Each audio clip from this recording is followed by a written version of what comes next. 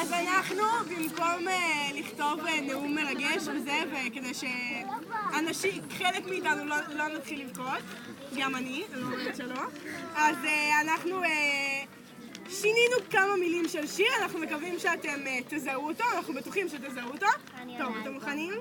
3, 4 השנה מהר עברה לה, וכבר הגיעה לסופה, ורק רצינו לסכם איתכם אותה. איזה שנה עברנו, חווייתית ומהנה, טיול פסטיבל, אירוע סוף שנה, והכי כיף לנו עם החניכים שלנו, כן, זה כבר סוף השנה, וכבר אין פעולות, וכולם יוצאים לחופש ליהנות ולבלות, נזכר בשנה שהייתה מהנה, ונזכור שצבר זה הדבר.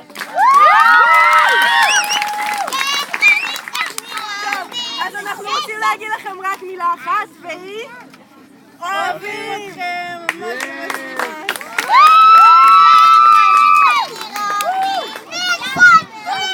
יאללה, בבקשה.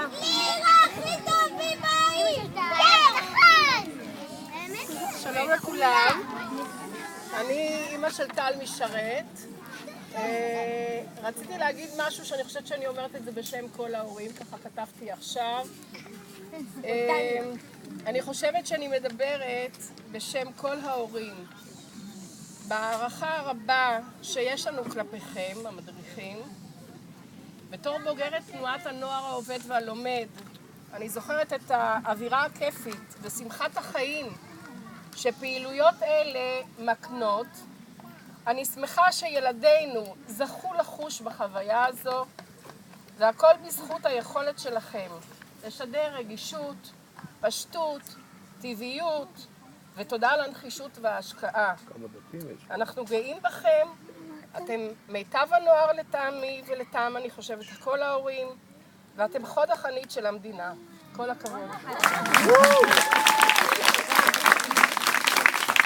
טוב, אז 10 שניות אחרונות, זה בצד הזה, טוב.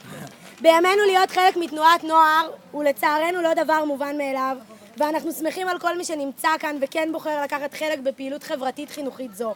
כולי תקווה לראות את שכבה ב' גם בשנה הבאה ממשיכים ללבוש חולצת תנועה של צבר, ואתכם שכבה ג' נשמח לראות בשנה הבאה פורחים, מתפתחים וממשיכים להתבגר בתנועות הנוער השונות בעיר.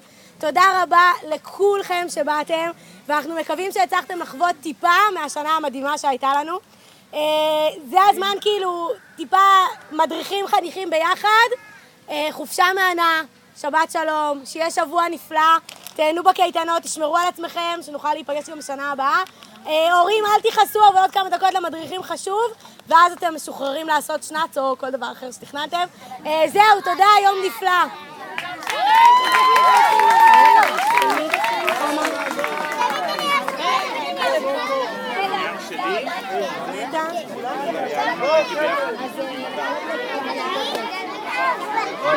לך לרש"צים, בקיצר.